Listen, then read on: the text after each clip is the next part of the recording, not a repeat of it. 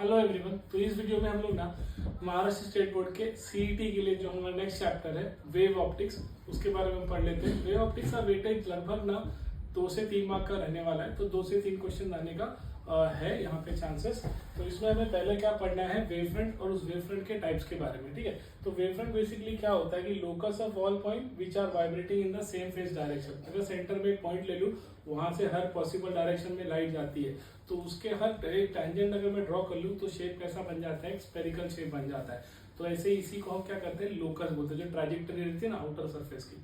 अब ये जो लोकस है, ये इससे कंसेप्ट आ गया वेव फ्रंट, और इसी वेव फ्रंट की परपेंडिकुलर जो लाइन होती है ना, उसको हम बोलते हैं वेव नॉर्मल। उस वेव फ्रंट के परपेंडिकुलर जो लाइन आएगी उसको हम बोलते हैं वेव नॉर्मल। तो ये दो डेफिनेशन की लाइन आप अच्छे से पढ़ के रखना, नोट डाउन करके रखना। आगे आ जाते हैं इसी वेव फ्रंट के टाइप्स के। इस वेव फ्रंट के 3 टाइप्स होते हैं। पहला होता है स्फेरिकल वेव फ्रंट, दूसरा होता है सिलेंड्रिकल वेव फ्रंट, और तीसरा होता है प्लेन वेव फ्रंट। तो जो स्फेरिकल वेव फ्रंट होता है उसमें क्या होता है, सबमें सोर्सेस की जरूरत होती है। जो स्फेरिकल वेव फ्रंट है उसका सोर्स होता है पॉइंट सोर्स। तो पॉइंट सोर्स अगर मान लो आप जो टॉर्च यूज करते हो ना, अगर लाइट चली गई होती है तो आप टॉर्च स्प्रेड करते हो, तो टॉर्च का जो इम्पैक्ट होता है, इमेज जो पूरी क्रिएट होती है उस वॉल पे, वो वॉल की इमेज कैसी होती है, एक स्फेरिकल जैसी होती है ना, लाइन से आउटर सरफेस पे कर्व स्फेरिकल बनते जाते हैं। तो वही हमारा स्फेरिकल वेव फ्रंट होता है। तो उसके लिए पॉसिबल सोर्स क्या होता है, पॉइंट सोर्स होता है, और उस पॉइंट से हर पॉसिबल डायरेक्शन में वो क्या करते जाता है, एक वेवलेट्स क्रिएट करते जाता है। तो उस वेवलेट से हमारा क्या बन जाता है, एक इमेज बन जाती है, जिसको हम स्फेरिकल वेव फ्रंट बोलते हैं।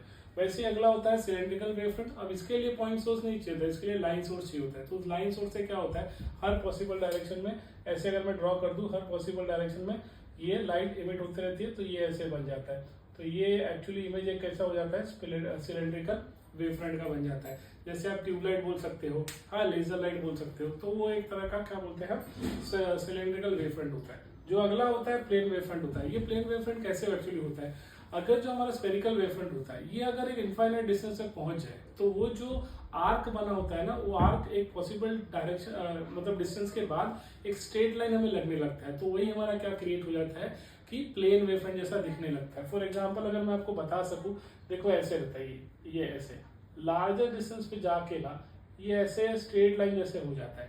तो यही आपका स्फेरिकल कैसा हो जाता है, प्लेन वेव फ्रंट हो जाता है। तो इसके लिए डिस्टेंस काफी दूर हो जाती है। अभी चेक कर लेते हैं, देखो यहाँ पे दिया है लीनियर सोर्स या पॉइंट सोर्स, दोनों भी होगा, light having at very large distance a small portion of spherical और cylindrical wave front appears to a plane, such wave front is called as plane wave front. तो आप अपनी preparation में ये तीनों डेफिनेशंस, वेव नॉर्मल और wave front, इसको अच्छे से पढ़ के रखना। ठीक है, इसके बाद देखो हाइगन्स प्रिंसिपल है। हाइगन ने क्या बताया था कि every point of a source act as a secondary wave front, sending out secondary wavelets in all possible direction. इसका मतलब क्या होता है, जो वेव फ्रंट होता है उसके जो पॉइंट होते हैं, वो हर एक पॉइंट जहां पे लाइट पहुंचती है, वो लाइट खुद एक सेकेंडरी सोर्स की तरह हो जाती है, और वो भी एक पॉसिबल डायरेक्शन में लाइट को इमिट करती है। ठीक है, तो इसी तरह लाइट का प्रोपोगेशन आगे आगे बढ़ते जाता है। ठीक है, तो जो प्राइमरी होती है, प्राइमरी जैसे सन हो गया, सन से जो सोर्स निकल रही है वो किसी पे पड़ रही होगी, तो वो भी एक सोर्स बन जाएगी, वो और दूसरों को देगी। तो ऐसे बन जाते हैं। एक्चुअली यहाँ पे 2 डेफिनेशन और है, वो आप पढ़ लेना, प्राइमरी सोर्स और सेकेंडरी सोर्स। तो जैसा हमारा सन होता है वो हमारा प्राइमरी सोर्स होता है। ठीक है, और सेकेंडरी सोर्स जो प्राइमरी सोर्स पे डिपेंड होता है उनको हम क्या बोलते हैं, सेकेंडरी सोर्स बोलते हैं। अब आगे ऐसे लॉ ऑफ रिफ्लेक्शन, ये आपने बोर्ड के लिए प्रिपरेशन के लिए किया था, प्रूफ 3 मार्क का। जो लॉ ऑफ रिफ्लेक्शन होता है उसका मतलब क्या होता है, angle of incidence equals to angle of reflection. Proof करने की कोई जरूरत नहीं, बस ये चीज याद रखो कि angle of incidence equals to angle of reflection. वैसे लॉ ऑफ रिफ्रैक्शन में क्या याद रखना है, जो Snell's law kind of use था हमारा, कि म्यू इक्वल्स टू, जो कि रिफ्रैक्टिव इंडेक्स है, that is equals to sine of angle of incidence upon sine of angle of reflection. तो ये 2 चीज आप याद रखो, हो सकता है एमसीक्यूज में आ जाए। अगला है कोहेरेंट सोर्सेज। तो कोहेरेंट सोर्सेज क्या होते हैं, ऐसे सोर्स जिसका ये इंटेंसिटी क्या हो, सेम। तो phase difference of light wave from 2 different light sources are same with respect to time. 2 अगर डिफरेंट सोर्सेज है, उनका इंटेंसिटी क्या हो रहा है, with respect to time same हो रहा है, तो उसको हम लोग क्या बोलेंगे, coherent source. Phase different light source are same with time. इसी का यूज करके ना यहाँ पर कंडीशन फॉर स्टेडी इंटरफेरेंस, जो यंग्स ने अपने एक्सपेरिमेंट में हाइगन्स को सपोर्ट करते हुए बनाया था, जिसको हम लोग यंग्स डबल स्लिट एक्सपेरिमेंट भी बोलते हैं, यंग्स एक्सपेरिमेंट बोलते हैं।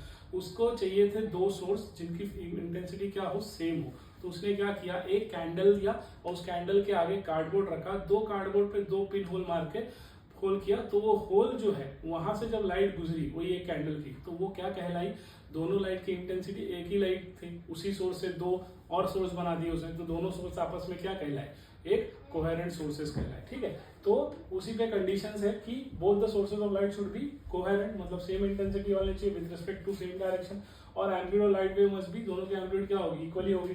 The sources must be narrow, उनको इतना नजदीक रखना है, स्लिट डिस्टेंस जिसको बोलते हैं। उसके बाद है two sources must be monochromatic. Monochromatic और पॉलीक्रोमेटिक क्या होता है, मोनोक्रोमेटिक का मतलब होता है जिसका सिंगल सोर्स हो, उसको हम लोग बोलेंगे मोनोक्रोमेटिक, और अगर एक से ज्यादा सोर्स होता है उसको हम लोग क्या बोलते हैं, पॉलीक्रोमेटिक। आप पुराने टाइम पे जब हम बल्ब यूज किया करते थे सोडियम वेपर वाली, है ना, येलो सोर्स होती है, उसको हम क्या बोलते हैं, मोनोक्रोमेटिक बोलते हैं। अब जो हम एलईडी वगैरह लाइट यूज करते हैं वो एक से ज्यादा गैसेस से बनी होती है, इसलिए उसको हम क्या बोलते हैं, पॉलीक्रोमेटिक सोर्स बोलते हैं। आगे है principle of superposition of wave. इन दोनों वेव के इक्वेशन को आपको याद नहीं रखना, बस इसको पढ़ लेना है। और याद रखने वाली चीज क्या है, ये इसके इंटेंसिटी एम्पलीट्यूड का, कि that is a square equals to a1 square plus a2 square plus 2a1 a2 cos phi. बस इस चीज को आप याद रख लो, क्योंकि न्यूमेरिकल में इसकी जरूरत पड़ने वाली है। और वैसे ही intensity directly proportional to amplitude का स्क्वायर, तो उस इंटेंसिटी का इक्वेशन भी आप याद रखो, that is i1 plus i2 plus 2i1 i2 under root i1 i2 cos phi. और वैसे ही अगर केसेस ऑफ इक्वल इंटेंसिटी आए, इसमें सीटी में क्वेश्चन भी आया है, हम आगे करेंगे, अगर सबकी इंटेंसिटी सेम है उस केसेस में जो आई होगा आपका क्या हो जाएगा, 2i0 under root 1 plus cos phi. Condition क्या है इसके लिए, कि इंटेंसिटी सबकी क्या रहेगी, सेम रहेगी। और ऐसे ही इसका रिजल्टेंट क्या बन जाता है, 4i0 cos स्क्वायर 5/2, ये इसके रिजल्टेंट का इक्वेशन। इस पूरे फॉर्मूले पे एटलीस्ट 4 से 5 बार सीटी में क्वेश्चन आ चुके हैं इस चैप्टर के, तो इस फॉर्मूले को आपको रट के ही रखना है। आगे देखो, इसी पे एक सीटी में क्वेश्चन आया था 2017 में, कि टू आइडेंटिकल वेव्स हैं, फेज डिफरेंस फाई है जिनका, प्रोपोगेट इन सेम डायरेक्शन, वही कोहेरेंट वाला केस है, और ये वाला इक्वेशन है। दे सुपरपोज, मतलब सुपर इम्पोज हो रहे हैं। The intensity of resultant wave is proportional to what, तो इंटेंसिटी ऑफ रिजल्टेंट वेव हमको निकालना है। अगर मैं इस फॉर्मूले को देख लूं तो यहाँ से सीधे से मुझे पता चल रहा है कि इंटेंसिटी डायरेक्टली प्रोपोर्शनल टू किसके है, cos स्क्वायर फाई, क्योंकि ये तो हमारा कांस्टेंट ही रहता है, तो इसलिए चेक कर रहे हैं यहाँ पे रिजल्टेंट एम्पलीट्यूड, मतलब यही पूरा इक्वेशन हमने यहाँ रख दिया, i1 plus i2 plus 2 under root i1 i2 cos phi, पूरा ऐसे ही कॉपी पेस्ट किया है। अब अगर आइडेंटिकल लाइट वेव है, तो आइडेंटिकल है तो उनका इंटेंसिटी क्या रहेगा, सेम रहेगा, ये जो हमने यहाँ पढ़ा है, है ना, और ये सेम है, तो इसकी इक्वेशन क्या बन जाएगी, 4i cos स्क्वायर 5/2, जहाँ पे 4i हमारा कांस्टेंट है, तो इंटेंसिटी डायरेक्टली प्रोपोर्शनल टू किसके होगा, cos स्क्वायर 5/2, इसलिए रिजल्टेंट इंटेंसिटी किसके बराबर होगा, डायरेक्टली प्रोपोर्शनल होगा cos स्क्वायर 5/2, तो हमारा ऑप्शन ये है बी वाला। ठीक है, अब इसी तरह कंस्ट्रक्टिव और डिस्ट्रक्टिव इंटरफेरेंस का इक्वेशन है, इस पे भी न्यूमेरिकल आता ही आता है, आगे हम लोग करने वाले हैं। तो जो मैक्सिमम इंटेंसिटी का मतलब दोनों इंटेंसिटी क्या हो रही है, ऐड हो रही है, तो उनका स्क्वायर। अगर एम्पलीट्यूड बोला स्क्वायर, एम्पलीट्यूड बोला मैक्सिमम, तो एम्पलीट्यूड का square is nothing but a1 plus a2। अभी यहाँ पे हमने देखा था कि इंटेंसिटी डायरेक्टली प्रोपोर्शनल टू क्या होता है, एम्पलीट्यूड के स्क्वायर के होता है। और अगर आई मैक्स हम बोल दे तो उसको हम लोग 4i0 भी लिख सकते हैं, जो यहाँ पे हमने इंप्लीमेंट किया है। ठीक है, तो यहाँ पे याद रखो आई मैक्स मतलब under root i1 plus i2 the square, और अगर ए मैक्स बोला तो a1 प्लस a2, और वैसे आई मैक्स बोला तो 4i0। तो आई होप आपको ये समझ में आया, इसको नोट डाउन कर लो, इसको स्क्रीनशॉट ले लो। ठीक है, तो अभी नेक्स्ट देखते हैं, कंस्ट्रक्टिव इंटरफेरेंस देख लिया, अब ऐसे ही डिस्ट्रक्टिव इंटरफेरेंस के लिए है, तो उसके लिए क्या होता है, वहां पे हमने देखा था n λ/2 था, यहाँ पे अगर 2n-1 है आपका जो फ्री ये है पाथ डिफरेंस 2n-1 λ/2 इसके फॉर्मेट, तो ये क्या रहेगा आपका डार्क बैंड रहेगा। ठीक है, इसी की इंटेंसिटी फिर वहां पे मैक्सिमम थी कंस्ट्रक्टिव में, डिस्ट्रक्टिव में क्या हो जाएगी मिनिमम, तो मिनिमम के लिए क्या होगा under root i1 minus under root i2 का होल स्क्वायर। एम्पलीट्यूड का जो होगा इक्वेशन वो क्या हो जाएगा a1 square plus a2 square minus 2a1 a2। ठीक है, इसलिए a स्क्वायर मिनिमम हम क्या लिखेंगे a1 minus a2 the whole square. ठीक है, तो वो कंस्ट्रक्टिव ये डिस्ट्रक्टिव। अगर दोनों के रेशियो ऑफ मैक्सिमम इंटेंसिटी की बात करें जो कंस्ट्रक्टिव और डिस्ट्रक्टिव के लिए, तो कंस्ट्रक्टिव के लिए क्या होगा आई मैक्स, डिस्ट्रक्टिव के लिए आई मिनिमम, तो उसी का एम्पलीट्यूड क्या हो जाएगा, क्योंकि इंटेंसिटी क्या है एम्पलीट्यूड के स्क्वायर के डायरेक्टली प्रोपोर्शनल है, इसलिए a square by a square max by a square minimum, तो a1 plus a2 upon a1 minus a2 the whole square. अब दोनों का रेशियो ले लेंगे तो under root i1 plus i2 the whole square under root i1 minus i2 the whole square. इसी पे related numerical देख लेते हैं कि जो आया है 2015 में सीईटी में, क्या पूछा है, to coherent monochromatic light beams of intensity 4i and 9i superimpose the maximum and minimum possible intensities in the resultant beams are। Maximum और मिनिमम इंटेंसिटीज हमको पता करना है, दो लाइट बीम है, दोनों की इंटेंसिटी दी है 4 है, तो मतलब i1 दिया है जो कि 4i है, i2 दिया है 9i है, हमने लिख दिया। अब i मैक्स निकालते हैं, तो i1 plus i2 2 under root i1 i2 हो जाएगा, पीछे हमने फॉर्मूला देखा था ना, तो I1 की जगह 4 किया, I2 की जगह 9 किया, और यहाँ पर भी I1 की जगह 4, I2 की जगह 9, 4 + 9 13 हो जाएगा। 4 × 9 36, 36 का स्क्वायर रूट क्या हो जाएगा 6, तो 2 6 12 आए, 12 आए + 13 दैट इज 25 आए। तो ये हो गया I max, ठीक है। अब मिनिमम में क्या होगा, बस ये प्लस की जगह मिनिमम आ गया माइनस, तो वापस ये 13 ही रहेगा। यहाँ पे 4 × 9 36, उसका स्क्वायर रूट 12, तो 13 - 12 कितना हो जाएगा I। तो हमारा मैक्सिमम कितना है 25 है, मिनिमम कितना है I। तो करेक्ट ऑप्शन क्या रहेगा आपका डी, ठीक है। काफी सिंपल है, ऐसे सीडी में भी आता है। अब देख लेते हैं जो ब्रूस्टर लॉ है, Brewster law of polarizing angle, that is IP = mu = tan inverse IP होता है, ठीक है। तो यहाँ पर वैसे ही दिया tan थीटा भी ब्रूस्टर्स को, जो कि क्या होता है ratio of N2/N1 refractive index, ठीक है। यहाँ पे पोलराइजिंग एंगल वाला भी होता है, ठीक है। म्यू = tan इनवर्स IP हो, और वैसे ही यहाँ पे दिया है रेशियो N2/N1, वो भी आप देख लेना क्या, पोलराइजिंग एंगल वाला। अब Young's double slit experiment, Young's ने डबल स्लिट एक्सपेरिमेंट जब किया था, 2 पॉइंट सोर्सेस को रखा था, वहां से उसको अगर क्रस्ट पे फॉर्म हुआ, ट्रफ पे फॉर्म हुआ, तो रिजल्टेंट इंटेंसिटी क्या हुई थी मैक्सिमम, जिसको हमने कंस्ट्रक्टिव इंटरफेरेंस बोला था, तो ब्राइट बैंड आया था।